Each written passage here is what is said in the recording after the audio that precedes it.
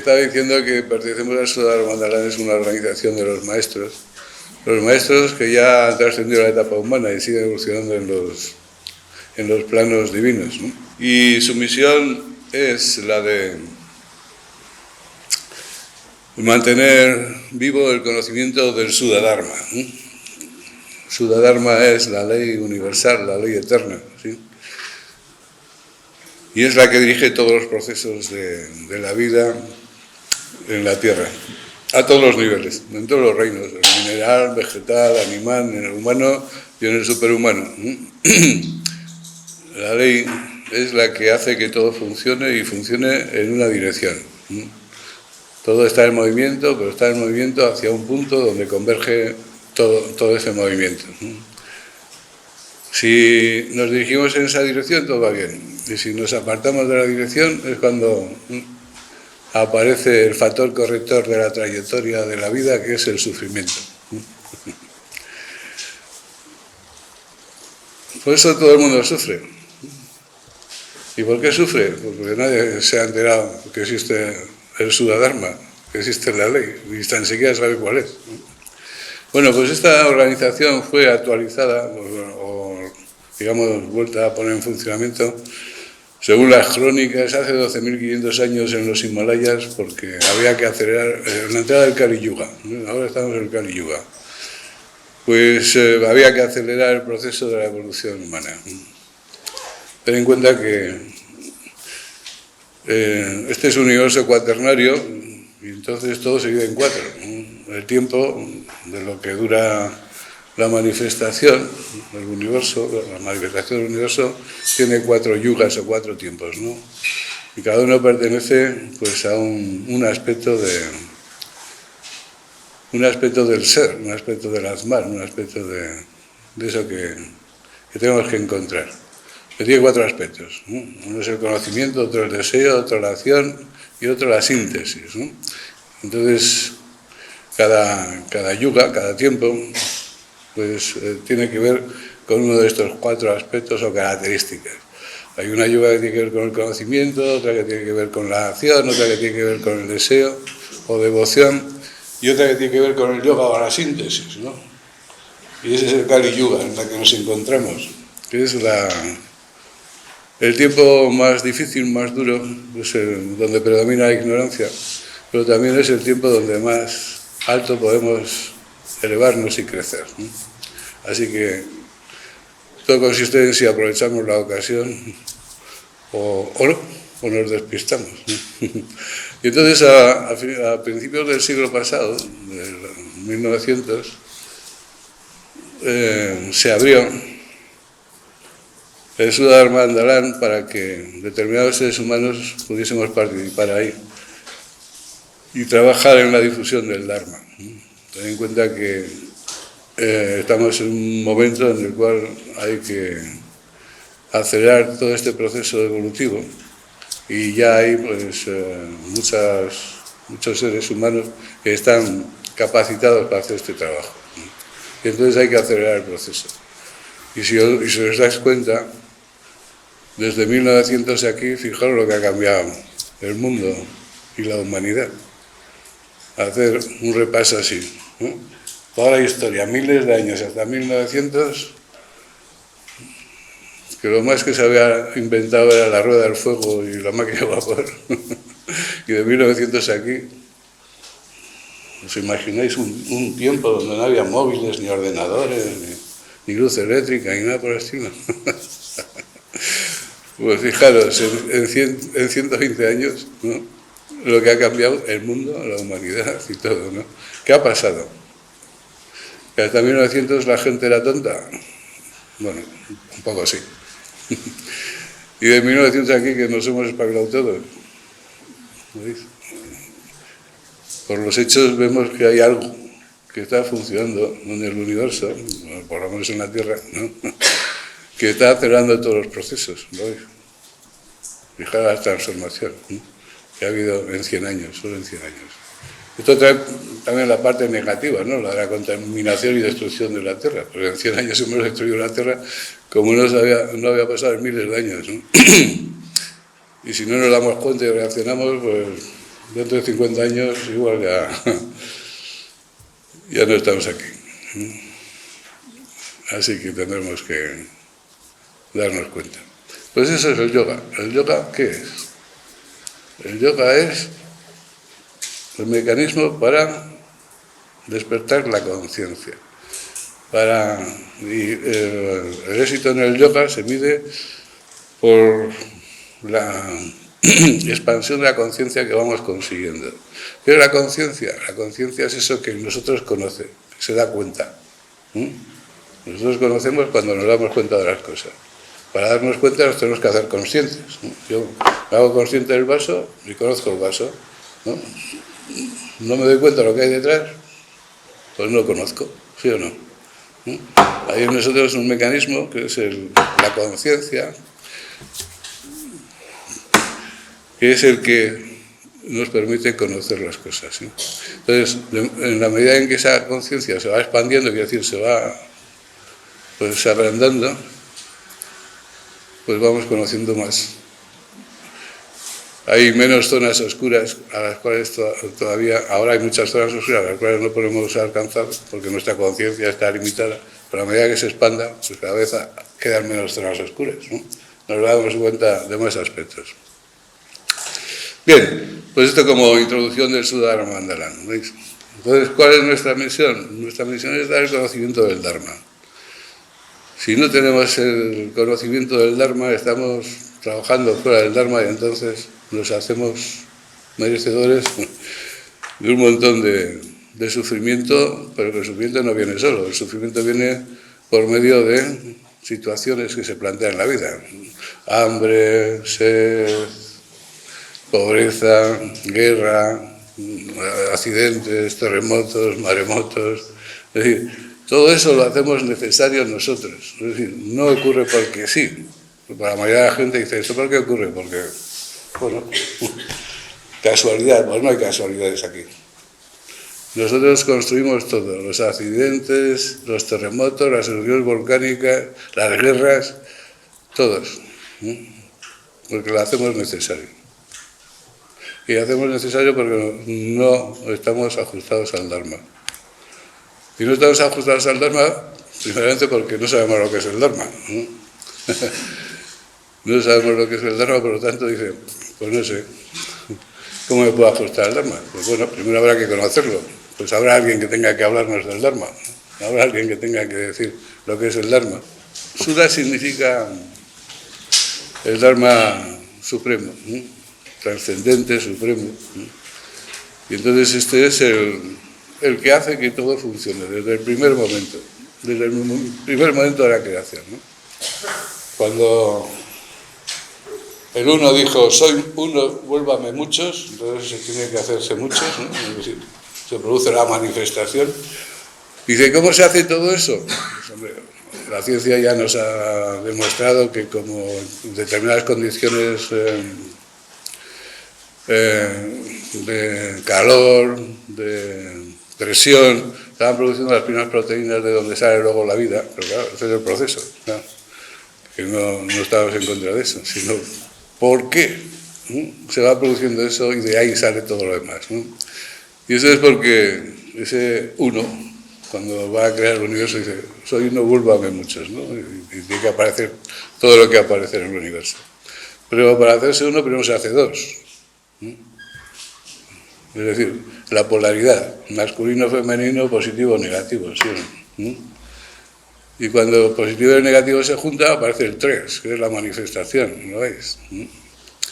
Pues ese es el Om. Cuando el 1 dice, vuélvame muchos, primero aparecen dos, que es la A y la M. La A es el positivo masculino, la M es el femenino. La A es el Purusha, la vida, aquello que es por sí mismo, y la M es el aspecto femenino del universo, la inteligencia creadora, la Shakti, el poder. Positivo y negativo. Ya vemos que este es un universo polar, es decir, para tener luz aquí tenemos dos cables, uno positivo y otro negativo. Mientras están separados, no hay luz, ¿sí o no? Pero se juntan y sale la chispa que es el 3, 1, 2, y la chispa es el resultado de la unión de los dos, ¿sí o no? Pues aquí pasa lo mismo, la A y la M. Se juntan los dos y aparece la chispa. La chispa es la U, es la manifestación. Y entonces los tres juntos es A-U-M, Om. El Om. Ese es el principio y ese es el final. Y cada uno de nosotros es un Om con dos patas, bueno, con dos piernas. Cada uno de nosotros es el Om, porque somos una manifestación.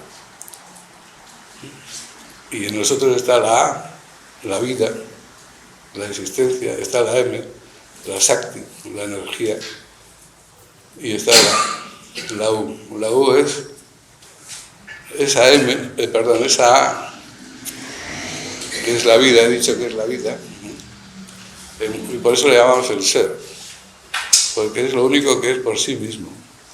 Todo lo demás, para existir, necesita la presencia de la vida. Aquello donde no hay vida, ¿dónde está? No existe. La vida está en todas partes. ¿Lo veis?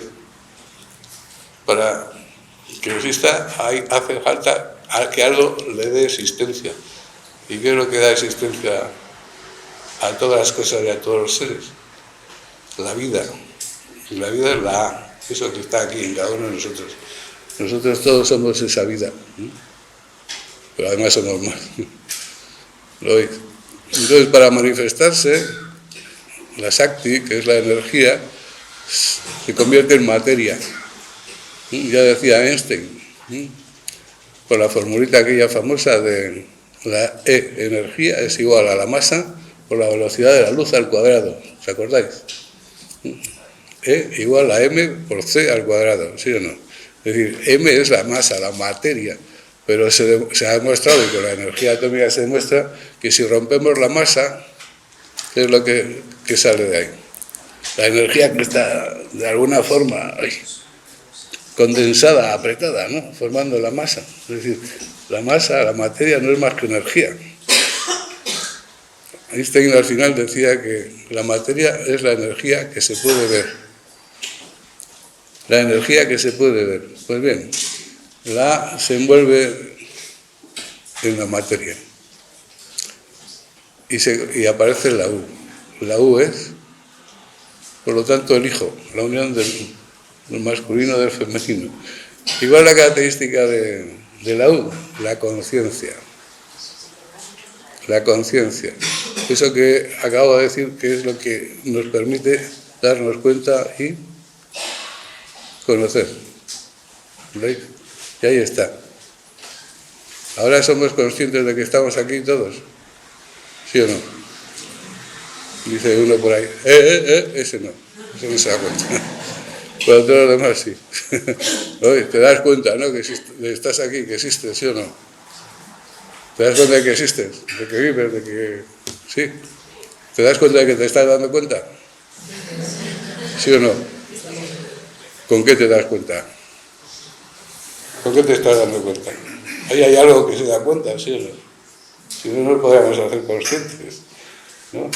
¿Y qué es eso que se da cuenta? Pues eso es.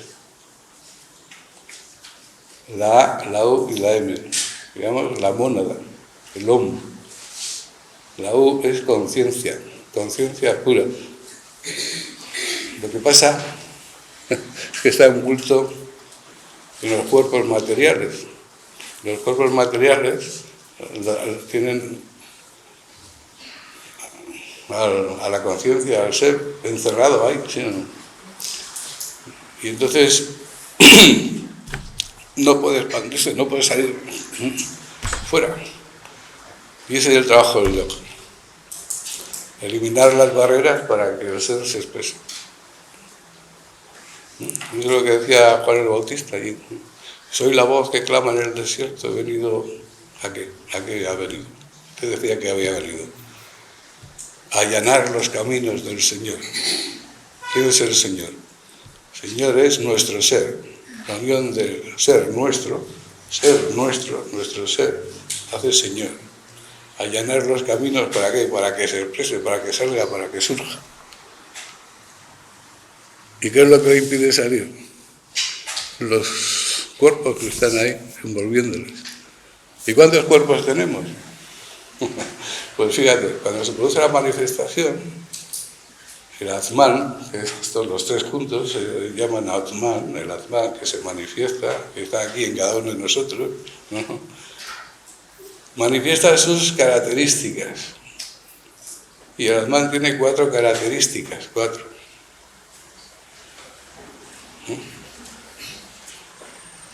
¿Y cuáles son esas características? Las he dicho antes. Conocimiento, deseo, acción y síntesis. El síntesis es el yoga. ¿Lo ves? Entonces, ¿qué hace? Se construye un cuerpo para la acción, un vehículo para la acción, un vehículo para el deseo, un vehículo para el conocimiento y un vehículo para la síntesis. O sea que en nosotros está todo eso así envolviendo al ser, al Atman. Vehículo de la acción, ¿cuál es el vehículo de la acción? Cuerpo físico. ¿Para qué sirve el cuerpo físico? Para actuar, ¿no? El vehículo del deseo, pues el cuerpo de emociones. Emociones generan deseos, los deseos generan apegos, los apegos generan sufrimiento siempre, ¿no? Cuerpo de emociones. Cuerpo de conocimiento, ¿cuál es? La mente, ¿no ves? Y el cuerpo de síntesis es lo que llamamos el cuerpo búdico, cuerpo de sabiduría, ¿no? Donde habita el Atman. ¿Lo veis? Entonces, el Atman está envuelto por la materia. Pero la materia está organizada en cuerpos, en vehículos, ¿no? Cada cuerpo es un vehículo para actuar en un mundo diferente, además. Ahora estamos aquí y estamos viviendo en 3 mundos diferentes. En el mundo físico, con el cuerpo físico, en el mundo de emociones y deseos, y en el mundo del pensamiento, el mundo de la mente. Nosotros vivimos en 3 mundos, en más, pero en 3 mundos, por lo menos, que son lo que se llama el triple sensa, el triple proceso del mundo, donde tenemos que aprender para evolucionar. ¿No veis? Así que ahora estamos viviendo en 3 mundos, aunque parece que todo está en el cuerpo físico, no está todo el cuerpo físico. Cada cosa está en su sitio, ¿sí o no? ¿Lo veis? Bueno, pues cada uno de estos cuerpos tiene vida propia, ¿no? Y tiene sus propias necesidades. Y tiene, por lo tanto, sus propias vibraciones, ¿sí o no? Y ahí, en medio de todo, en el corazón de esto, de estas envolturas, está el Atman, intentando surgir. Pero el cuerpo físico tiene sus propias vibraciones. Y depende de en qué lugar se encuentre, esas vibraciones se acentúan, se hacen más groseras o se hacen más menos groseras, ¿no? Si ahora estuviésemos en un concierto punk, ahí con todo, ¿cómo estaría el cuerpo físico? Si estuviésemos en medio de una manifestación con tiros y botes de humo y pelotas y esas cosas, ¿cómo estaría nuestro cuerpo físico? Pero estamos aquí, estamos relajados, ¿no? ¿Cómo está el cuerpo físico aquí? Más tranquilos. Entonces, ¿veis? Tiene sus propias vibraciones. Pero es que además, luego tiene sus propias metas. ¿Para qué? ¿Cuáles son las metas del cuerpo físico? ¿Cuándo está a gusto el cuerpo físico? Pues el cuerpo físico necesita solo 3 cosas para estar bien. Por eso el cielo del cuerpo físico es bien simple. Dice, comer, dormir y procrear. Por llamarlo de alguna forma así. Y ya está contento.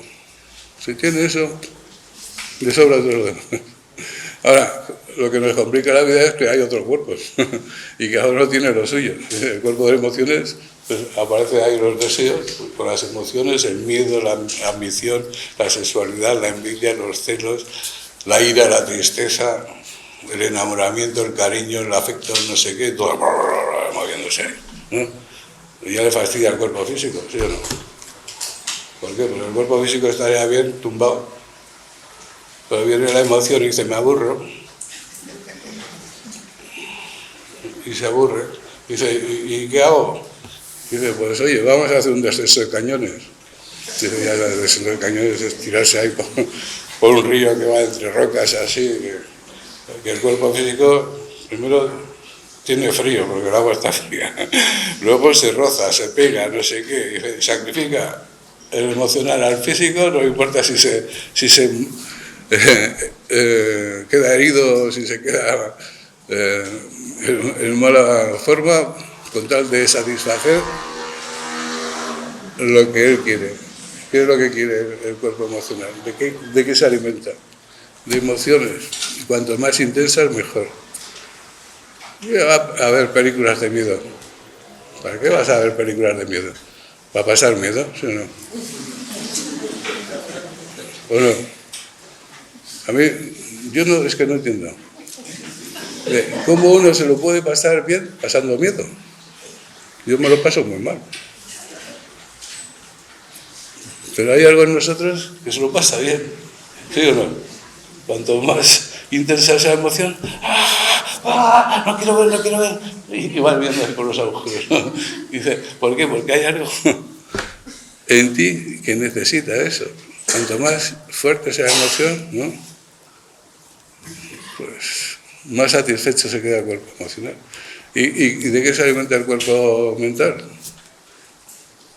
De conocimiento. De conocimiento. Por eso surge la curiosidad. Pero el conocimiento, ya sabéis, que la materia tiene tres aspectos. En el yoga se llaman las gunas. Son tres aspectos: tamas, rayas y sattva. Tamas es la inercia, ¿no? Lo más grosero, lo más pesado. Rayas es la actividad, el movimiento. Y sattva es el equilibrio, ¿no? Y entonces la materia está en constante movimiento porque va pasando de un estado al otro, ¿sí o no? Entonces todas nuestras actividades, las acciones, las emociones, los deseos, intenciones y pensamientos pueden ser tamásicos cuando son muy groseros, ¿no? Rayásicos cuando están ahí en movimiento buscando ahí pues objetivos, y sátwicos cuando están en equilibrio, ¿sí? Y todo se vive eso. La alimentación, todo. Hay alimentos tamásicos que ponen el cuerpo ahí pesado, hay alimentos radiásicos que lo aceleran, ¿no? Y hay alimentos sátwicos que lo ponen en equilibrio, ¿sí? Y así todo. Todo se vive así. Pues bueno, pues si la mente está tamásica, ella quiere conocer. ¿Por qué quiere conocer? Los trapos sucios del vecino. Ya aparece ahí. Pues bueno, ya hay por ahí programas de televisión que hablan de todo esto. Y la gente tiene sus aditos. ¿Por qué? Porque la mente se siente a gusto. A ver, ¿qué hace este? ¿Qué hace no este?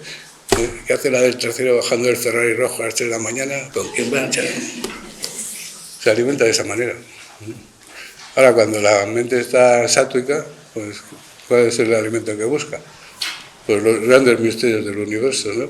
Claro, los grandes misterios metafísicos, ¿sabes cuál es la razón de la vida? ¿Cuál es la razón? Depende cómo esté la mente, va buscando un alimento u otro, ¿sí o no? ¿Me explico? Y así somos.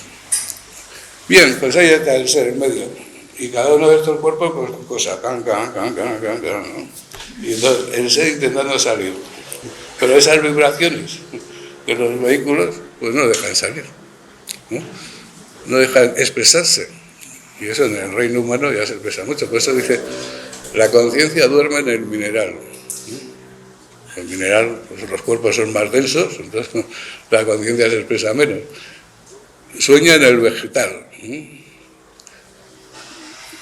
Se despierta en el animal y se hace autoconsciente en el hombre, en el reino humano. Por eso de todos los reinos, hay 7 reinos de evolución en la Tierra. 4 reinos manifestándose en el plano físico y 3 reinos en los planos espirituales. Entonces, cuando pasemos de este al siguiente, pues ya no tenemos cuerpo físico, ni emocional, ni mental. Estaremos en los cuerpos espirituales. Pero como todavía no ha llegado, pues tenemos que hablar de lo que tenemos ahora, ¿sí? Y de cómo pasar al otro estado, al otro reino, al 5.º reino de la naturaleza. ¿Lo veis?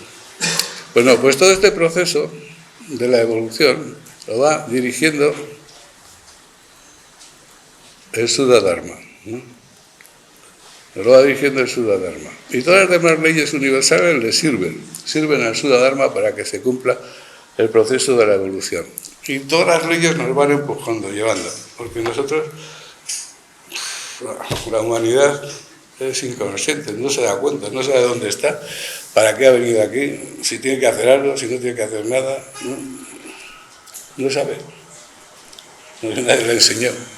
Y entonces, ¿cómo nos conduce el Dharma? ¿Cómo nos conduce la ley universal? Pues a través del conductismo, a través de la dualidad, placer, dolor, sufrimiento, por lo contrario del sufrimiento de la felicidad. Pero bueno, ya hablaremos. Para ser felices hay que estar preparado. Una persona cuando es feliz sin estar preparada va al médico para que le dé calmantes, porque se pone nervioso. Y dice, mira, no me pasa nada, todo el mundo me quiere, no me falta dinero, no me falta nada, y tomo 10 pastillas al día. Dice, ¿cuál es mi problema? Dice que no te pasa nada. Pero no estar preparado para vivir sin que te pase nada. ¿Y por qué no estar preparado? Porque tu nivel de evolución todavía no está ahí. Y entonces no sabes apreciar ni disfrutar de eso. Para ti eso es un castigo. ¿Lo veis? Dice, no me pasa nada. Dice, no me pasa nada.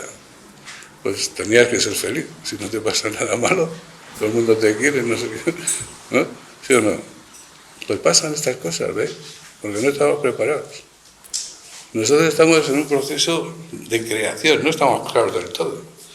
Pensar que hemos llegado ya a la culminación de la evolución es un error. El ser humano está construyéndose. Hasta ahora hemos pasado por el Australopithecus, ¿no? ¿Os acordáis el Australopithecus, el hombre mono aquel, ¿no? Después vino el hombre de Neandertal. Después el de Cromañón. El Homo sapiens. El Homo sapiens somos nosotros. Y ya acaba. No va a haber otro Homo por después. Pues sí. El Homo Deus, el hombre espiritual. Pero eso todavía está por nacer. Y lo tenemos que hacer nacer nosotros, en cada uno de nosotros. ¿Veis? Ahora tenemos nosotros 3 cerebros desarrollados, 3. El cerebro reptiliano, que es el cerebro animal, el que mantiene la vida, el que nos hace vivir a través de los instintos, preservación de la vida, conservación de la vida a través del alimento y procreación, aquello de crecer y multiplicar, ¿no? Es el cerebro reptiliano, el de los reptiles, ¿no? Y ahí somos verdaderos depredadores. Y por eso el hombre hoy en día todavía es un depredador, el depredador más grande que hay sobre la Tierra. Se lo come todo. Y hasta el propio hombre, ¿no? Porque han dicho que no está bien, pero si no, no importa. Luego se desarrolla el límbico, el cerebro límbico, que es el de las emociones. Aparecen las emociones con los deseos, ¿no? Y entonces, pues bueno, pues ya no nos movemos desde el instinto, aunque estén ahí, nos movemos desde la emoción, desde el miedo, la ambición, la sexualidad, el afecto, ¿no? Ya parece que hay más color en la vida. Y más adelante aparece el cerebro, bueno, el humano, el de la conciencia, el de la razón, el del razonamiento, el del Homo sapiens, ¿lo veis? Ahora hemos desarrollado hasta el cerebro humano, el del razonamiento, nos permite razonar. Y se desarrolla la inteligencia que es el cerebro del razonamiento, ¿no? Del raciocinio. ¿Y qué? ¿No habrá un cuarto cerebro por ahí que tiene que nacer y crecer? Pues sí, el cerebro espiritual. ¿Y por qué no se resiste? ¿Por qué se resiste? Porque hay una ley que dice que la función genera el órgano. La función genera el órgano. Si no hay función, no hay órgano. ¿Para qué va a haber órgano? ¿No? Es, como he dicho, la ley universal, ¿no?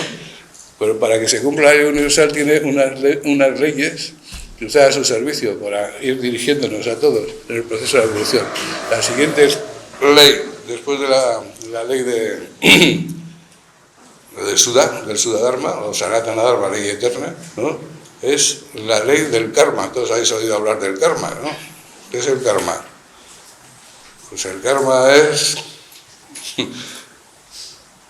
el método de estudio que tenemos en la vida. ¿Por qué? Porque eso nos hace vivir las experiencias de un lado y del contrario. ¿Para qué? Para aprender. Y si tú eres cruel como verdugo, pues tendrás que vivir la crueldad como víctima. ¿Cuántas veces vas a ser verdugo y cuántas veces vas a ser víctima? Pues las que sean necesarias, ¿para qué? Para aprender a no dañar, ¿no? Y así vamos viendo las experiencias de un lado y del otro. Dice, toda acción genera, dice en física, una reacción que es igual y de sentido contrario, ¿sí o no? Pues la ley de karma es eso. Pero solo funciona cuando somos egoístas. Cuando las acciones son egoístas, los pensamientos o las intenciones son egoístas, se crea karma. Cuando dejan de ser egoístas, ya hablaremos de esto, se acabó el karma. ¿Por qué? Porque lo hemos aprendido. ¿Lo veis? Pero mientras tanto, pues vamos a ir repitiendo una y otra vez. Por eso volvemos a vivir experiencias una y otra vez, ¿no? ¿Por qué? Porque tenemos que aprender. No hemos venido aquí a aprender, no hemos venido a hacer otra cosa, ¿no? Y mientras no aprendamos, pues las leyes nos seguirán empujando y obligando a tener experiencias, ¿sí? Unas dolorosas y las otras no. Las que no son dolorosas, no nos importa tanto. Las dolorosas, sí. ¿Lo veis? Claro, pero todo es para aprender. Bueno, la ley del karma ayuda al Sudadharma, a la ley eterna, a que se cumpla. Hay otras leyes, como la de lo semejante atrae a lo semejante, la ley de economía, muy importante. La ley de economía dice que todo lo que existe porque es necesario. Y todo lo que ocurre en nuestra vida, nos guste o no nos guste, ocurre porque es necesario. Y si es necesario es porque lo hemos hecho nosotros necesario. ¿Para qué? ¿Para qué? Para aprender. ¿Lo veis? Dice, y no se malgasta ni un solo gramo de energía en el universo. ¿Qué significa eso? Que si tú, en este caso que estábamos hablando, si yo utilizo un 9% de mi cerebro para vivir con lo que hago, tengo un 9%. Nada más. ¿Y por qué? Pues porque no lo utilizo. Cuando necesite utilizar un 15%, pues ese utilizar un 15% va a hacer que se despierte esa parte que ahora está dormida. ¿Me explico? Es decir, la función genera el órgano. Si no hay función, ¿para qué? No se malgasta la energía. Nosotros tenemos que hacer que se despierte en nosotros lo que está dormido todavía. ¿Cómo? Haciendo algo necesario en nuestra vida. Si no lo hacemos necesario, no se despierta, no se activa. La ciencia dice que el hombre, en estos niveles de evolución en los que nos encontramos, solo utiliza el 9% del cerebro. ¿Qué pasa con el resto? Está en stand-by, dormido. Hay neuronas, el 80% de las neuronas de nuestro cerebro no funcionan. No porque están muertas, porque no son necesarias. Pues visto desde este punto de vista, ¿qué es el yoga? El yoga es el sistema para activar el 100% de la capacidad del cerebro. Porque vamos a hacer necesario que se despierte eso que está dormido para alcanzar la meta. ¿Me explico? Y cuando tú te pones a hacer las prácticas, estás exigiendo lo que todavía está dormido. Y esa exigencia, esa necesidad que estás creando en tu vida, va a tener una respuesta. Pero si no hay necesidad, ¿para qué? La ley de economía dice, ¿para qué quieres más? Si ya tienes suficiente y encima lo usas mal. ¿Me explico? Esto es de sentido común, ¿verdad? Claro. Es decir, para tener más necesitamos crear la necesidad. ¿Y cómo creamos la necesidad? Actuando. Por eso, cuando hacemos las prácticas de yoga, cada vez vamos más adentro de nosotros mismos, más adentro, a la zona oscura. La zona oscura quiere decir no la mala, sino la que todavía no hay luz, que no nos damos cuenta, ¿no? Y entonces estamos creando la necesidad de tener esa luz ahí, de percibir eso, de darnos cuenta, de conocer eso que todavía no podemos ver. ¿Me explico? Pero si no creamos esa necesidad, la ley de economía dice, ya tienes lo que necesitas, ¿para qué más? Para hablar más del prójimo, para meterte con la vecina y con los amigos cuando no están, para murmurar, criticar, ya tienes bastante. ¿Para qué quieres más? Pero si tenemos que meditar y percibir la verdad en nosotros, sí que necesitamos todo. ¿Lo veis? Y estamos creando una necesidad. Y la Shakti, la energía, responde a la necesidad. Si hay necesidad, viene, aparece, surge. Si no hay necesidad, ¿para qué? Y de nosotros depende crear esa necesidad. Para que se despierte el 80% restante del cerebro, o el 90%, o lo que haga falta. No quiere decir que todos funcionamos con el 9%, habrá gente que funciona con el 20%, con el 30%, otros con el 2%, ¿no? Entonces la media sale 9%. ¿Lo veis? Bueno, pues ya veis, nos van conduciendo las leyes, pero todas las leyes sirven a la una, a la primera, al Sudha-dharma, que es la que nos dirige a culminar la evolución como seres humanos. Y la culminación como seres humanos se da cuando percibimos lo que somos realmente, la verdad de nosotros mismos. La percibimos. Al percibir la conocemos y la realizamos, es decir, nos convertimos en ello. Eso es importante. Entonces la ley nos va empujando poco a poco a toda la humanidad, en masa. Entonces se dan varios senderos evolutivos, depende del nivel evolutivo en el que nos encontramos. El primero es la evolución en masa. Las grandes masas de seres humanos, millones de personas, cientos de miles de personas son sometidas a una situación. ¿En qué situación, o dónde se da esa experiencia de millones de personas, cientos de miles de personas con una experiencia única o la misma para todos? Pues en las guerras, en los terremotos, en los tsunamis, eso que hubo ahí que se llevó todo el sur de cientos de miles de personas viviendo esa experiencia, todos los refugiados, cientos de miles de personas refugiándose, moviéndose. Están viviendo una experiencia en masa. ¿Por qué? Porque tienen que aprender. Cuando en esa masa humana empieza a hacerse preguntas y la gente empieza a decir, ¿para qué esto? ¿Por qué tengo que vivir esto? ¿Cuál es el sentido de la vida? Entonces, esos que ya empiezan a cuestionarse las cosas, se ponen en grupos más pequeños, pero todavía muy numerosos, y pasan al siguiente sendero, que llaman el sendero probatorio.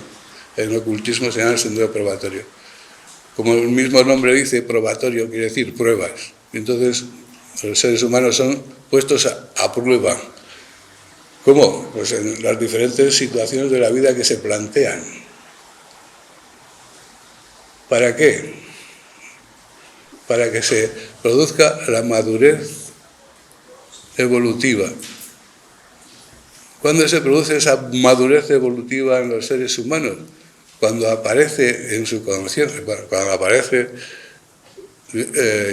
establecido los 5 principios de la moral natural. Es decir, no son 5 principios de moral escritos por nadie ni en una roca. Son las conclusiones a las que llegamos todos después de vivir innumerables experiencias. Y esas 5 conclusiones son el primer escalón del yoga de Patanjali. Patanjali, ya sabéis, fue un maestro que escribió, bueno, no escribió, enseñó en sutras. En sutras son frases muy cortas que encierran un gran conocimiento. Ten en cuenta que en aquellos años no existía papel ni lápiz. La gente no sabía leer ni escribir. Entonces tenía que aprender las cosas de memoria, ¿sí o no? Y entonces el maestro repetía, ¿no? Y el discípulo repetía lo que el maestro decía. Y así se aprendía de boca a oído, de boca a oído, ¿no? Como las letanías, igual, de antes, de los rosarios, pues igual, ¿no? Pues Patán Salí enseñó lo que es el yoga en 4 libros. 4 libros que luego se hicieron 4 libros, pero bueno, en 4 partes, ¿no? Que luego se escribieron más tarde, ¿no? Pero entonces no había. Entonces los sutras son frases muy cortitas donde se encierra el conocimiento que había que aprender de memoria, ¿sí? Y en la práctica, cuando habla de la práctica, habla de 8 escalones en el yoga. Y el primer escalón es yama. Yama es la moral natural que el hombre tiene que desarrollar como consecuencia de las experiencias de la vida. Eso nos capacita para pasar al siguiente sendero, que es el sendero, en el budismo se llama el sendero discipulado, y en el yoga se llama el sendero inferior del yoga. Y esos 5 puntos son: ahimsa, que ya os he dicho antes, es no dañar. ¿Cuántas veces hemos dañado y hemos sido dañados para que dentro de nosotros nuestro alma, el alma, que es un cuerpo que tenemos ahí construido con materia mental, el alma humana, que no es el ser, no es el espíritu, es un cuerpo causal, aprenda, llegue a la conclusión de que no hay que dañar? ¿Cuántas veces hemos sido verdugos? ¿Cuántas veces hemos sido víctimas para que algo en nosotros llegue a la conclusión de que no hay que dañar? Eso no se enseña, es una conclusión que surge dentro de ti. ¿Me explico? Y eso es el indicativo de la madurez evolutiva a la que hemos llegado como seres humanos. Si todavía no tenemos ahimsa en nosotros como consecuencia de las experiencias, tenemos que seguir siendo víctimas y verdugos una vez y otra vez y otra vez hasta que surja en nosotros ese conocimiento. Pero no es un conocimiento intelectual, no es algo que hemos leído, no es algo que nos han contado, es algo que surge desde nuestro interior. El segundo punto es veracidad. Veracidad significa vivir con verdad. Y no significa no decir mentira, significa no engañarse. ¿Me explico? No engañarse. La veracidad comienza por uno mismo, no engañándote. Porque nosotros somos muy listos, entre comillas. Tenemos un montón de carencias y entonces, en vez de trabajar con ellas, transformarlas y cambiarlas, ¿qué hacemos? Nos construimos un personaje que no tiene esas carencias, todo lo contrario, las virtudes, ¿no?, contrarias a las carencias. Y entonces, claro, vas interpretando por la vida tu personaje y claro, no trabajas en arreglar nada. ¿Por qué? Pues porque no tienes, el personaje no tiene. Y te engañas y no evolucionas. ¿Por qué? Porque la mentira no da frutos. La mentira no da frutos. Y si te engañas, tu vida se queda estéril. Por lo tanto, lo primero que tenemos que hacer es no engañarnos. La veracidad comienza por ahí, por no engañarse a uno mismo. Como si voy interpretando un personaje falso y lo presento a los demás, además de engañarme yo, pues estoy engañando o intentando engañar a los demás. ¿Me explico? Pero ya dice la sabiduría popular, aquello de que dime de qué presumes. Y siempre funciona así. Dime de qué presumes, ¿no? Y te diré de qué careces. ¿Por qué? Porque lo que somos no hace falta presumir. Somos, ¿no? ¿De qué tienes que presumir? De lo que no tienes. Y lo que quieres que parezca que tienes. ¿Me explico? Ese es el segundo punto muy importante, ¿no? Porque si queremos crecer y desarrollarnos, tenemos que basarnos en la verdad y nunca en una mentira. La mentira no da frutos. El siguiente punto es no robar. ¿Cuántas veces hemos robado y hemos sido robados, ¿no? Para llegar a la conclusión de que tenemos que vivir ganándonos las cosas de forma honrada. Porque eso no es un mandamiento, es una conclusión. Esto, vuelvo a repetir, es algo que surge de ti, no es que alguien te cuenta o te dice, si haces esto vas a ir al infierno. No, no, es una conclusión que surge de nosotros como consecuencia de las experiencias. Lo siguiente es no codiciar. La codicia es la madre de todos los crímenes. Detrás de todos los crímenes está la codicia. ¿Qué codiciamos? Dinero, fama, poder, amor o cariño. ¿Qué codiciamos? Si yo codicio algo de ti y no me das, ¿eh? ¿Dónde puede acabar eso? ¿Lo veis? La codicia hay que desterrarla. Todos los males vienen de la codicia. La guerra de Irak, ¿para qué fue? Para eliminar las armas de destrucción masiva, que solo tenían tirabombas. No, era la codicia del petróleo, ¿veis? Entonces se inventa la guerra. ¿Por qué? Porque codiciamos algo que está en casa del otro, ¿no? Y el quinto punto es la continencia. ¿Qué es la continencia? Aprender a qué es necesario en nuestra vida y qué no es necesario. Es decir, continencia significa, es para todo, significa ni no comer demasiado ni comer demasiado poco, no dormir demasiado ni dormir demasiado poco, no trabajar demasiado ni trabajar demasiado poco. Así en todo, ¿lo veis? Claro. Así que cuando llega el verano todo el mundo practica la continencia. Porque cuando no le entra el bikini, pues vamos a ponernos a dieta.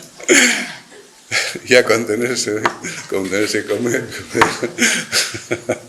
Bueno, pues una práctica, oye, la vida nos enseña mediante las experiencias que se producen, ¿no? Pero dice, pues esa también nos enseña, ¿no? A saber cuál es el término medio de las cosas, ¿sí? Ya decía Buda que decía que la perfección está en el camino del medio, ¿sí? Ni mucho ni poco, pero el de lo justo para cada cosa, ¿sí? Eso es importante, eso es la continencia. Pues estos son los 5 puntos a los que llegamos como conclusión de las experiencias de la vida. Entonces estamos maduros para pasar al siguiente tramo de la evolución. Y es entonces cuando en grupos más pequeños aparece el maestro. Y el maestro, ¿qué es lo que hace? Te enseña desde la base de lo que es el yoga, todo lo que tienes que hacer hasta llegar a meditar. Porque yoga es meditación. El yoga es meditación. Lo demás, todas las técnicas habidas y por haber, son herramientas. Cada oficio tiene sus herramientas. Un carpintero tiene sus herramientas para hacer carpintería, ¿sí o no? Las herramientas y el uso de las herramientas no es la carpintería. Un mecánico tiene sus herramientas para hacer la mecánica, ¿sí o no? Pero las herramientas, el uso de las herramientas no es la mecánica. Un cirujano tiene sus herramientas, ¿sí o no? Para la cirugía. Pero el uso de las herramientas no es la cirugía, ¿sí o no? Porque las herramientas no son inteligentes. El que tiene que ser inteligente es el que usa las herramientas. Y tiene que saber para qué las usa, ¿sí o no? Tú imagínate que te van a operar de apendicitis o lo que sea, te manden ahí en el quirófano y dice, pásame esto, pásame lo otro. ¿Qué haces? Pues utilizar las herramientas. Pero tendrás que saber cómo y para qué usar las herramientas. No consiste en usar las herramientas solo, ¿sí o no? ¿Para qué usamos las herramientas? Para conseguir un objetivo, un logro, ¿sí o no? Pues las herramientas del yoga son las técnicas de yoga. ¿Para qué son las técnicas de yoga? ¿Qué objetivo se sigue al usar las técnicas de yoga? Nada, es hacer, porque esto sienta bien, te deja bien, ¿verdad? Bueno, pues si vas buscando el estar bien, ya es un objetivo, ¿sí o no? Pero las técnicas de yoga hay que utilizarlas como el cirujano usa las herramientas de la cirugía para curar, para alcanzar niveles de conciencia en una misma dirección. ¿Me explico? No de cualquier manera, ni de forma aleatoria. Y dice, ahora esta, ahora la otra, ahora no sé qué, ahora no sé cuándo. Y dice, ¿tú qué estás haciendo? ¿Yoga? No, amigo. Las técnicas de yoga son las herramientas que utiliza el yogi para construir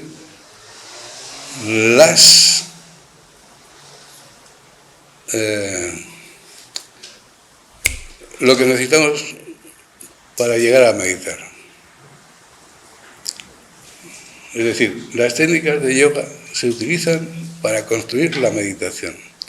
Y entonces tenemos que construir las condiciones que nos van a permitir meditar. Y entonces, ¿cómo yo me construyo esas condiciones? Pues utilizando las herramientas. ¿Lo veis? Utilizando las herramientas. Para alcanzar la meditación, ¿qué condiciones necesito tener para que se produzca la meditación? ¿Qué condiciones necesito? ¿Sabéis cuáles son las condiciones? Entonces, ¿qué hacéis? La primera, ¿qué es esto? La primera es construir la paz interior. La primera de las condiciones es construir la paz interior. Nosotros estamos en conflicto permanente. ¿Y qué es lo que construye los conflictos en nosotros? El juego de las emociones. ¿Cuáles son las emociones? Las emociones, todos tenemos las mismas. Así que cuando uno se conoce a sí mismo, también conoce a los demás, porque los demás son calcados. ¿En qué nos diferenciamos?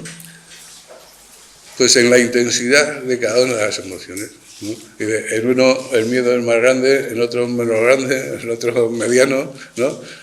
Otro es más envidioso, el otro menos envidioso, pero todo está en todos, todo está en todos, ¿no? ¿Y cuáles son las emociones que tenemos? A ver, las emociones básicas son tres, son el miedo, la ambición y la sexualidad, ¿no? Las tres emociones básicas, ¿no? Que vienen de los tres instintos, el de la conservación de la vida, preservación de la vida, preservar la vida de la muerte, eso produce el miedo. La conservación, buscar el alimento, ¿no? Lo que necesitamos para que la vida se conserve, y luego la procreación, pues, se convierte en sexualidad a nivel emocional, ¿sí?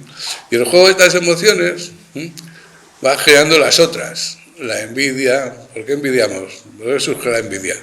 Porque vemos a otros que hacen lo que a nosotros nos gustaría hacer y nosotros no hacemos o no podemos, lo que sea, ¿sí? Los celos, ¿por qué? Porque otros nos quitan lo que consideramos que es nuestro o pensamos que... ¿Esto qué produce? Nos puede producir ira, la ira, nos enfadamos, ¿no?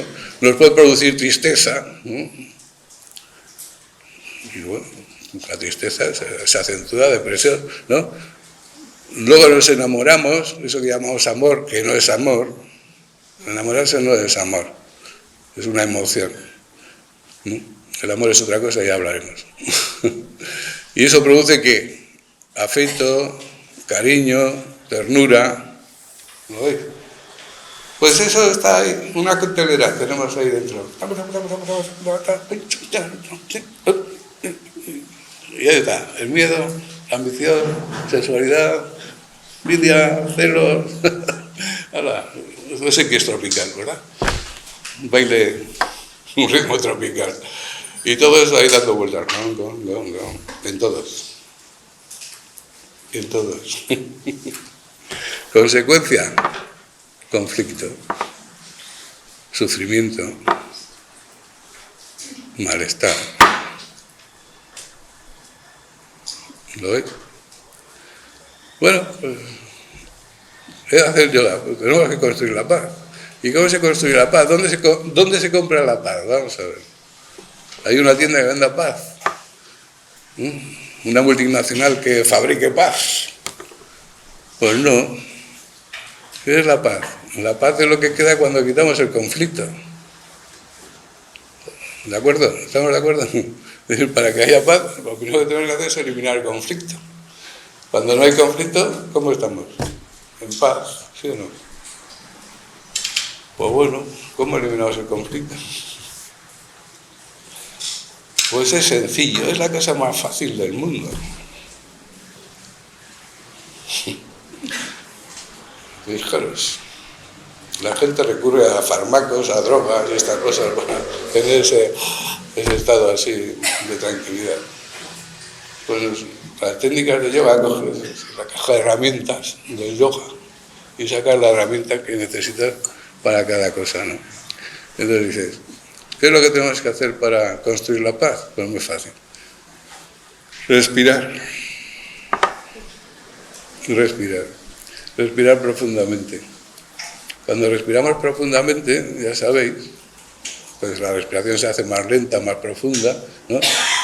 La sangre se oxigena. Cuando la sangre se oxigena, ¿no? ¿Qué ocurre? Pues entra en funcionamiento el parasimpático. El parasimpático es esa parte del sistema nervioso neurovegetativo que relaja, ¿sí? ¿Lo veis? La otra es el simpático, que es la que tensa. Son dos partes, una tensa, la otra relaja, ¿sí o no?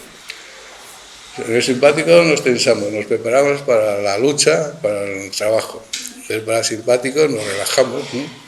Y nos preparamos, pues, para eso, para disfrutar, para descansar. Entonces, el yoga no es una lucha. El yoga, por lo tanto, tenemos que funcionar con el parasimpático, ¿no? Entonces, oxigenamos la sangre, funciona el parasimpático. Seguimos profundizando en el parasimpático y al cabo de un cierto tiempo, no mucho, aquí en el hipotálamo, se segregan endorfinas. Las endorfinas son unas sustancias naturales que inhiben el dolor y las emociones. El dolor y las emociones. El doctor Caicedo, en los años 60, un médico portugués, en los años 60 del siglo pasado, desarrolló un sistema de relajación profunda, ¿no?, que se usaba en medicina para hacer operaciones sin anestesia. Entonces, bueno, hay un médico en Valencia que usaba esto, según dicen, yo no, hasta para hacer operaciones del corazón abierto, mediante el sistema de relajación, ¿sí? ¿Por qué? Porque no hay dolor, no sientes el cuerpo físico, desaparece.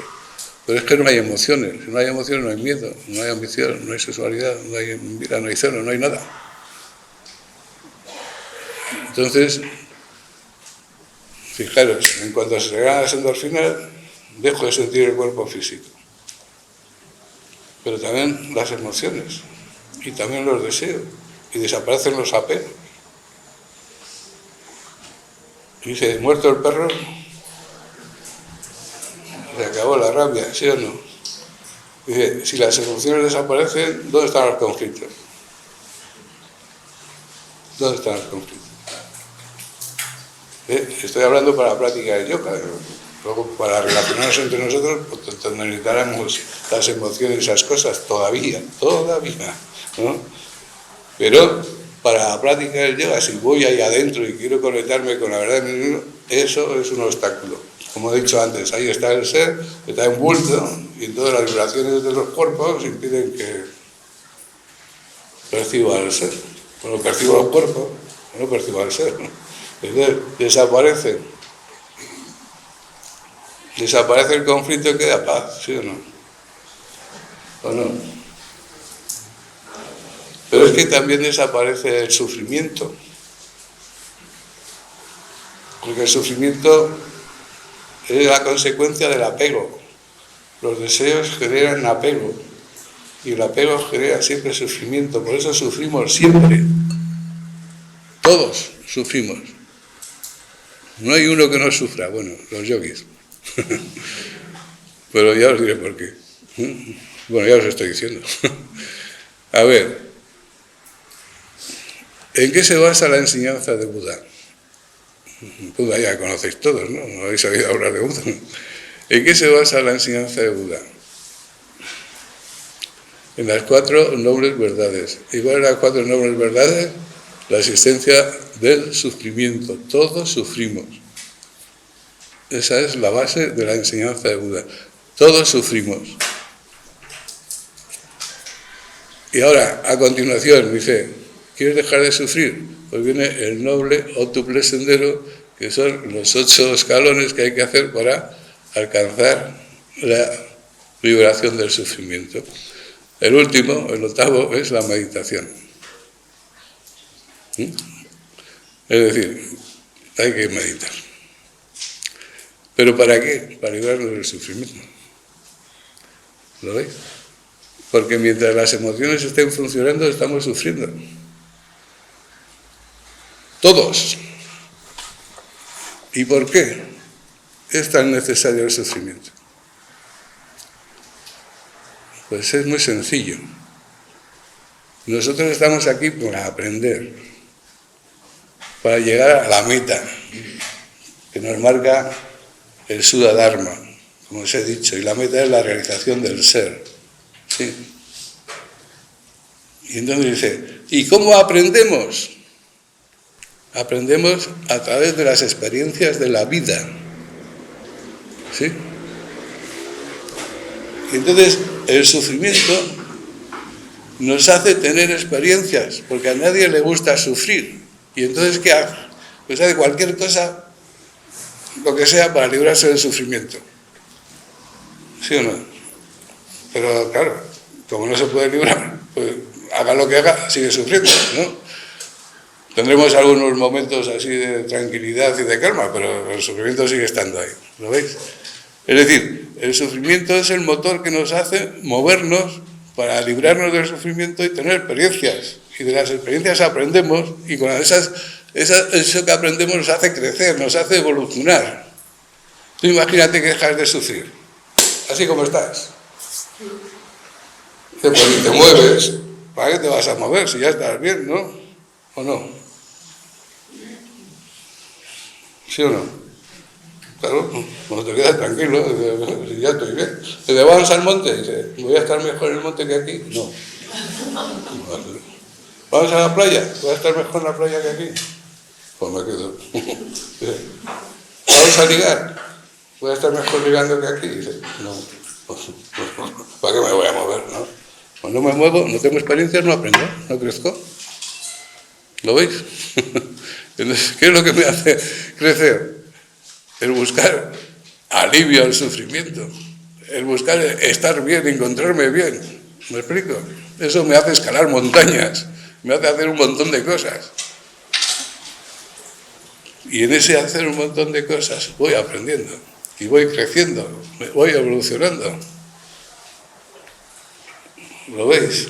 Por eso os decía antes, si ahora de momento os quitan el sufrimiento, os hacen unos desgraciados.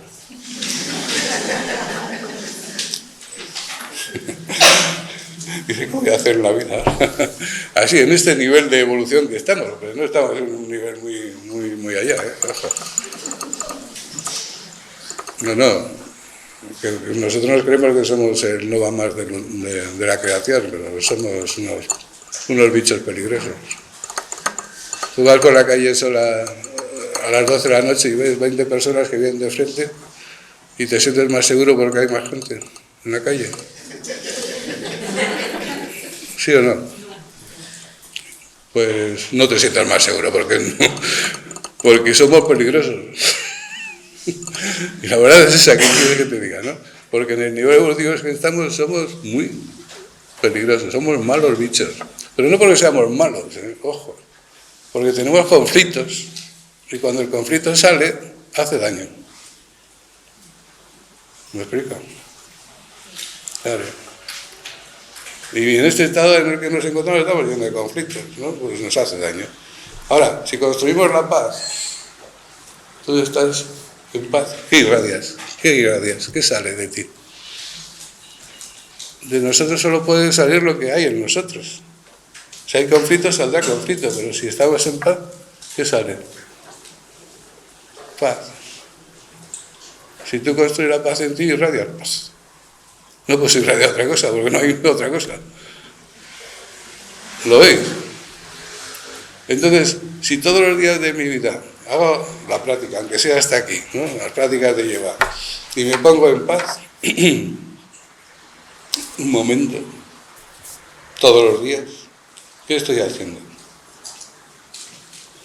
Fijaros bien, hay otra ley así que dice, quien siembra una acción cosecha un hábito. Quien siembra un hábito cosecha un carácter. Y quien siembra un carácter cosecha una vida. Dicho de otra manera, ¿cómo es tu vida? ¿Cómo es tu carácter? ¿Cómo es tu carácter? Como son tus hábitos. ¿Y cómo son tus hábitos? Como son tus acciones. Si sigues realizando las mismas acciones de ayer, de antes de ayer, del año pasado, de hace 10 años, de 20 años, no cambias. Sigues reforzando lo que ya tienes, ¿sí o no? Pero si añades una acción, solo una, diferente, a partir de este momento, esa acción única y diferente te va a transformar, porque va a crear un nuevo hábito, un nuevo carácter y una nueva vida. Solo una acción, si son 2 o 3, ya no te cuento. Pues si tú construyes un momento de paz todos los días de tu vida, vas a crear el hábito de estar en paz. Tu carácter va a ser más pacífico y tu vida se va a transformar. Porque nosotros en este mundo vivimos mediante la dualidad estímulo-respuesta. Todos los estímulos que llegan producen en nosotros respuestas. Pero es que nuestras respuestas son estímulos para los demás. Según qué estímulos mandas, así son las respuestas de los demás. ¿Me explico? Si tus estímulos cambian, las respuestas de los demás cambian, ¿sí o no? Por eso si cambia tu carácter, cambia tu vida y cambia el mundo. Si hacéis yoga, habréis notado que habéis cambiado algo. Y cuando cambiáis de esa manera, en vuestra casa cambia el ambiente y las relaciones, cambia todo. Los demás no hacen yoga, pero tú sí. ¿Y por qué cambian? Porque has cambiado tú. Y porque los estímulos que lanza producen respuestas diferentes. No estás cambiando el mundo de tu casa, ¿no?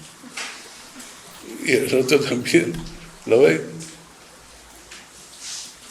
Pues fijaros bien, si de 100 momentos de un día, vamos a poner 100, tienes un momento de paz y 99 de conflicto, pues mira, ya no se nota mucho, pero tú sigues y vas ganándole terreno al conflicto. Llega un momento en que sea 50 de conflicto, 50 de paz. Llega otro momento 75 de paz, 25 de conflicto. Si alguien te dice, bueno, no te hay que hacer yoga, vaya carácter que tienes, me has cogido el 25% de no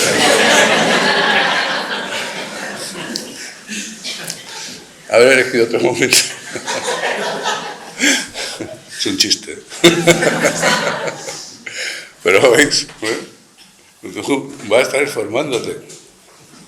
¿Sabéis cómo se llama la paz en sánscrito? Bueno, no se llama, no. Es la vibración de la paz. ¿Cómo se llama? Santi. Cuando pronuncias la palabra en sánscrito, Santi, Santi, Santi, estás creando paz. Es la vibración de la paz. Pues aquel que tiene paz tiene Santi.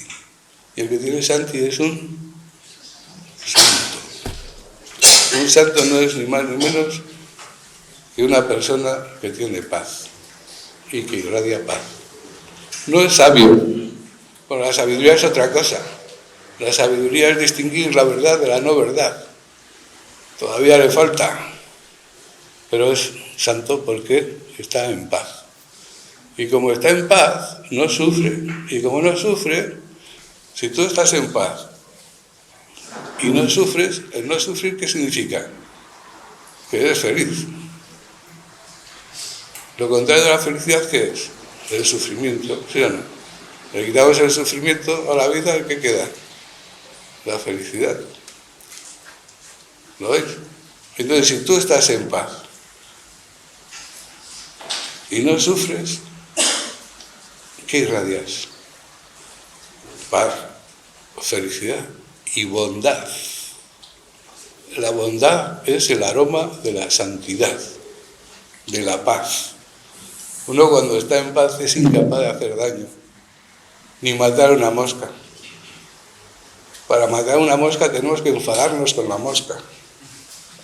Es la mosca y a la mosquita, a la mosquita. Pero claro, llega un momento en que nos toca tanto las narices que nos enfadamos con la mosca, sí. Y cuando te enfadas con la mosca, ¿qué haces? Pues vas detrás de ella a ver si la eliminas, ¿sí o no? ¿No? Claro, porque necesitamos enfadarnos. Está el padre leyendo el periódico así y la madre dice: Pepe, dile algo al niño. Y dice: niño, algo. Hombre, que la riña. Y dice: joder, me tengo que enfadar, hombre. Si no te enfadas, ¿sabes cómo, no? ¿Lo veis? Pues estás en paz y vas construyendo esa paz en ti. Pues a ver, estás más en la paz y menos en el conflicto. Te tenemos que ir ganando. Y esas son las herramientas del yoga, para eso nos sirven, para construir a este nivel la paz. Ese es el primer escalón, para acercarnos a meditar. Todavía estamos lejos. Segundo escalón, ¿cuál es? Construir el silencio en nosotros. ¿Qué es el silencio? Silencio es hacer que la mente desaparezca.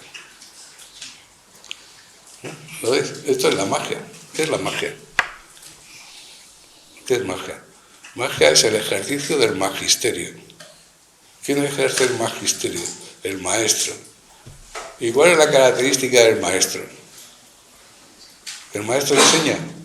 No. Un maestro es alguien que tiene poder. Poder sobre algo. Al que construía las catedrales, ¿cómo le llamaban? Maestro, albañil.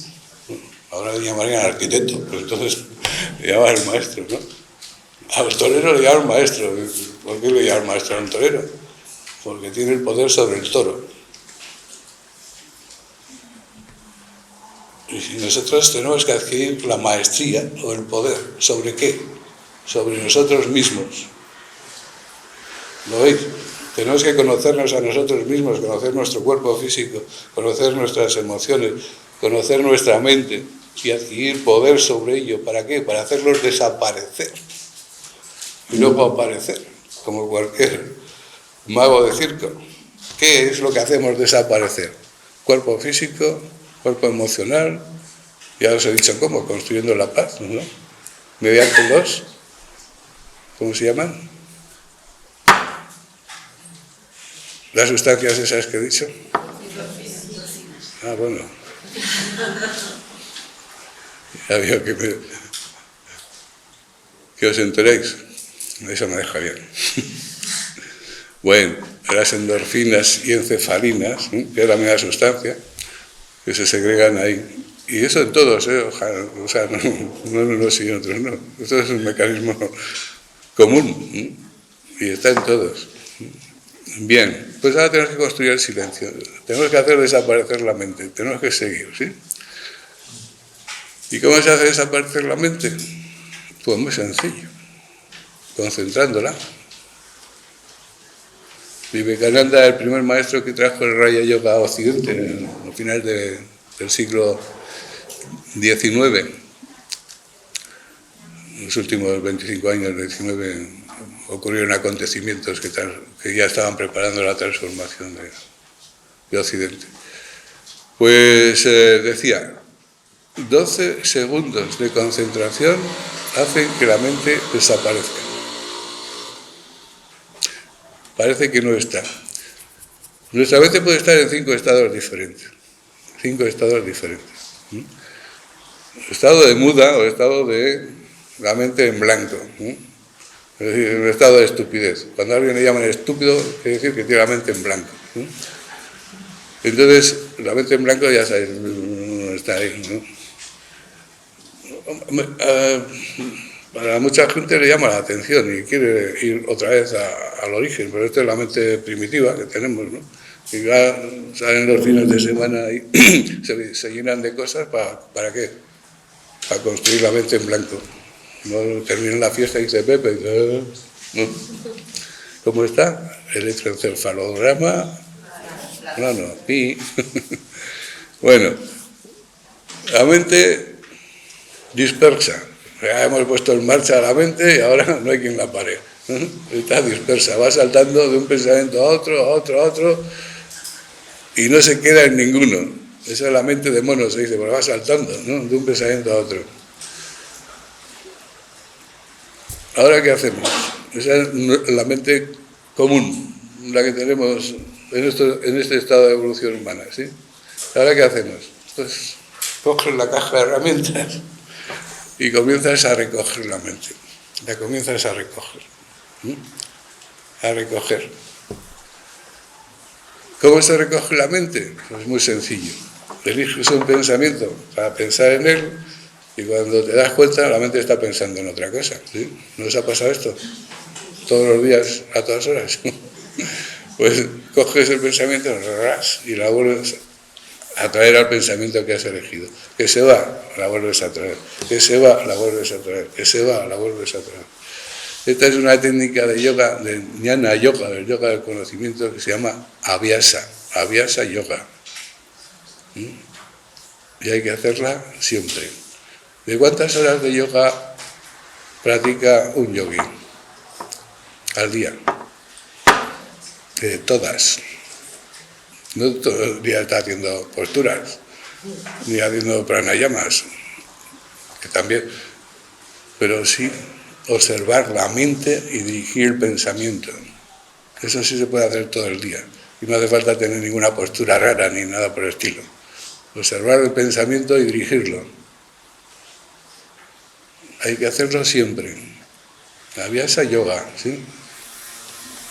Si tú estás trabajando, concéntrate en lo que estás haciendo. Que se va la mente, la traes. Que se va la mente, la traes. Que se va la mente, la traes. ¿Sí? Tantas veces como se vaya.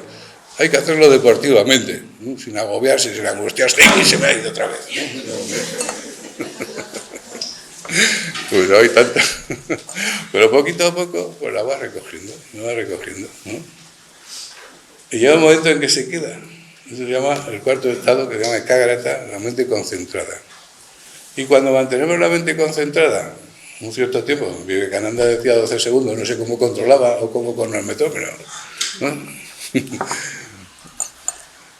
Pues la mente pasa al quinto estado, estado de niruda.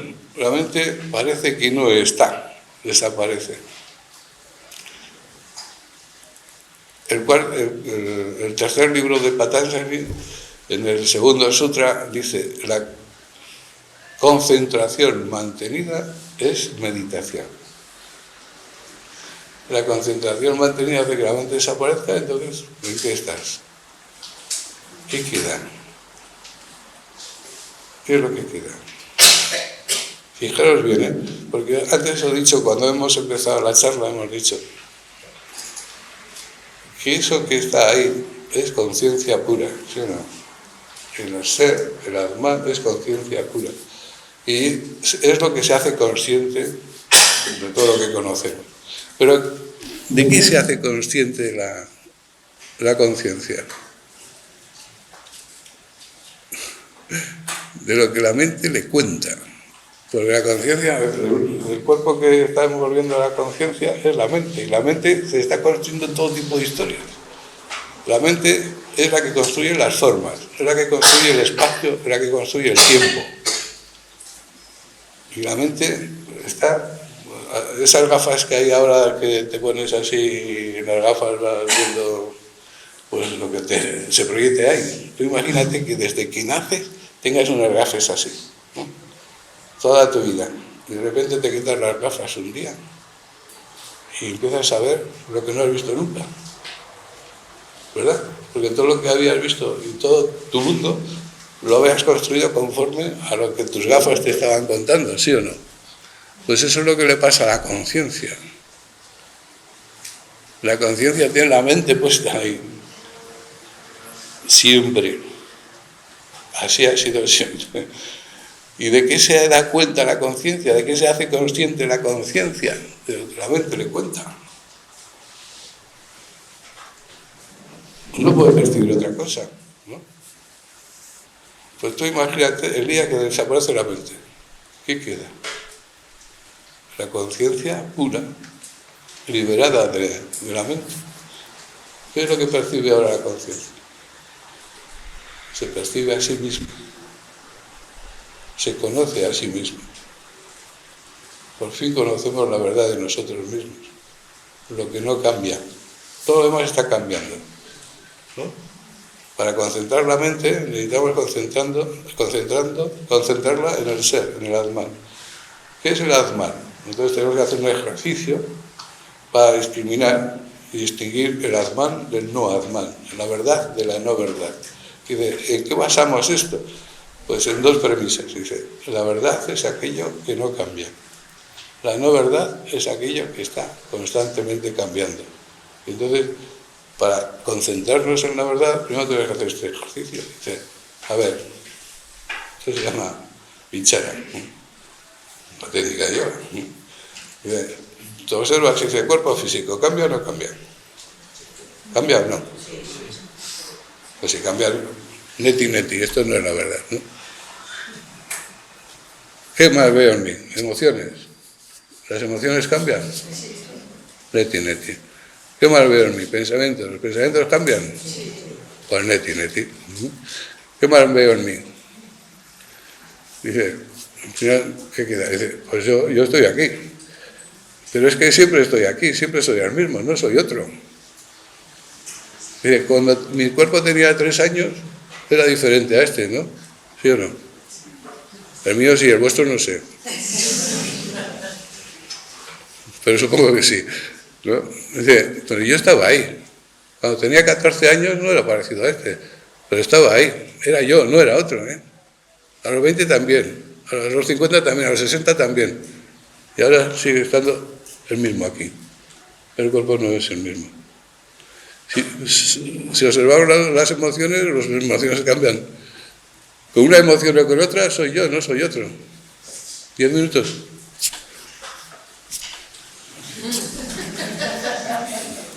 Bueno, a lo que iba. ¿Dónde iba? Con las emociones. Es decir, con una emoción o con otra, dice, ahora estoy contento. Soy yo. Me pongo triste. Sigo siendo el mismo. No soy otro. La tristeza no me ha cambiado. Sigo siendo el mismo. ¿No? Me vuelvo a poner contento. Y sigo siendo el mismo. Lo mismo pasa con los pensamientos. Pienso una cosa y soy yo. Ahora pienso lo contrario. Y sigo siendo yo. No he cambiado. Y yo sigo siendo el mismo. Con otro pensamiento. Con otra emoción, con otro cuerpo. Pero sigo siendo yo. ¿A vosotros os pasa lo mismo? Bueno. ¿Quién es ese que es el mismo? Que todo está cambiando, menos eso, que sigue estando ahí siempre el mismo. ¿No? Pues ese es... A veces cuesta. Bueno, si solo a veces, pues estás muy contento. Pues eso es lo que tenemos que descubrir. Porque hasta ahora nos identificamos con qué, con los cuerpos, que es lo que la mente le contaba a la conciencia, al conocedor. Pero ahora resulta que estamos cuestionando esto y llegamos a una conclusión. Esto está cambiando, pero yo sigo siendo el mismo. ¿Quién es el que está el mismo? La conciencia. el conocedor, que está ahí. ¿Cómo conozco al conocedor? Es la meditación. Ahí culmina el sendero inferior del yoga, el sendero del discipulado. Ahora comienza el sendero superior del yoga o el sendero iniciático. El sendero iniciático es el de la realización de eso que he encontrado. Ahora este trabajo ya no tiene técnicas, ahora solo es meditar y solo hay una técnica, que es la adoración. Adorar es entregarse, rendirse. Entonces, ahí hay dos, cuando medito hay dos, el observador y lo observado. Yo percibo al ser, pero aquí uno de los dos no es el ser. ¿Quién es el ser? ¿El observador o el observado? ¿Quién percibe al ser? ¿Quién es el ser que es percibido? ¿Veis? Entonces, la realización que es cuando queda solo uno. ¿Y cómo acerco el observador al observado hasta que solo quede uno? Mediante la rendición. Ahí adentro se produce un idilio entre el observador y el observado. Y ahí no puedo hacer otra cosa, porque en cuanto hago otra cosa me salgo de ahí, ¿no? Más que rendirme, ¿sí? ¿Lo veis? Rendirme, entregarme, abandonarme ahí. Y bueno, se va produciendo ese acercamiento entre el observador y el observado, hasta que queda solo uno. Ese es el estado de Turiya, se llama el estado de Turiya o el uno sin segundo. Solo hay uno. Ese es el estado de realización.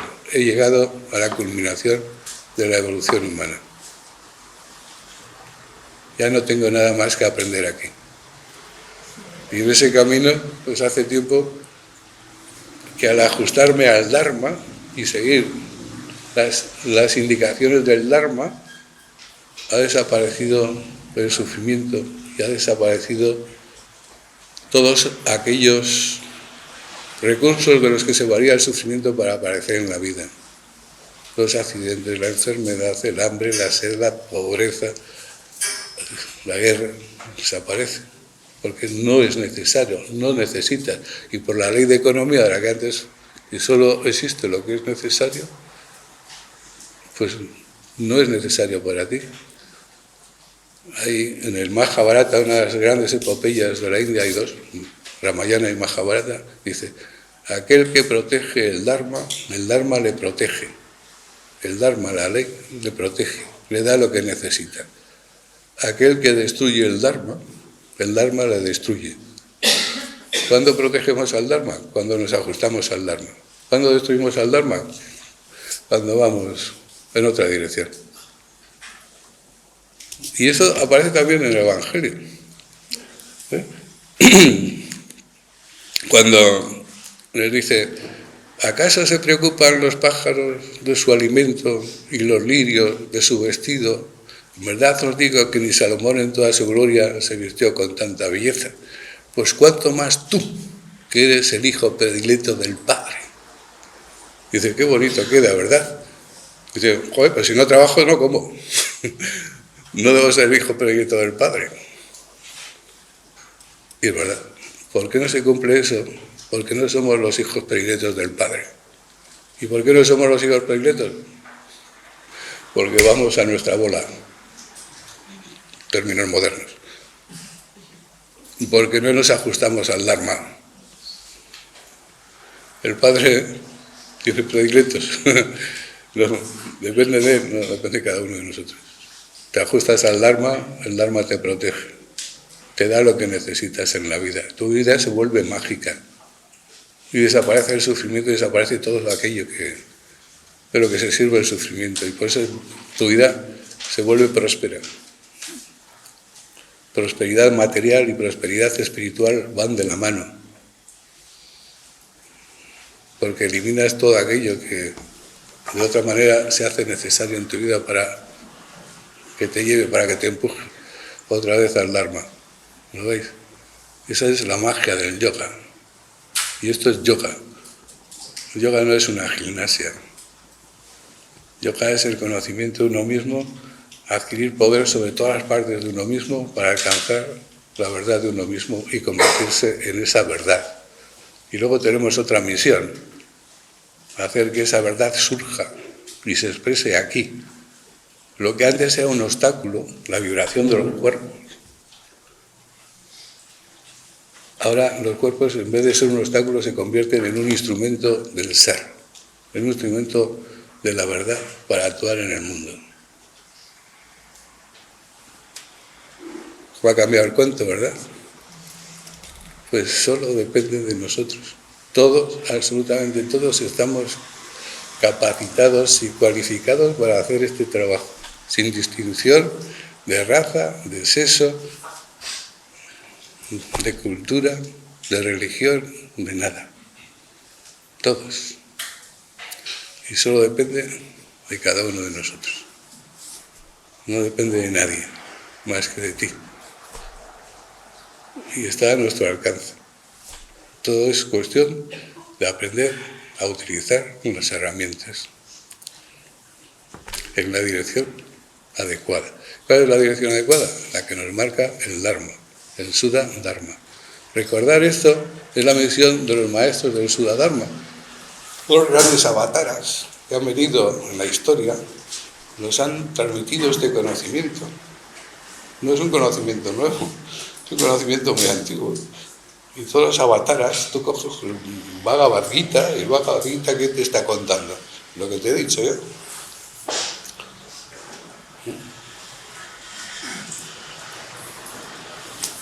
No hay otra cosa. Ahora, cuando los estados de conciencia de la gente, pues ya veis que según el grado de evolución, pues tienen, pues, uno se entiende una cosa, otros se entienden otra, empiezan a hacer lo que entienden y claro, lo que entiende no es el Dharma, es lo que uno entiende. Y eso a veces nos lleva pues a cometer grandes errores. Pero no individualmente, sino incluso colectivamente en grupos muy numerosos, ¿no? De millones de personas.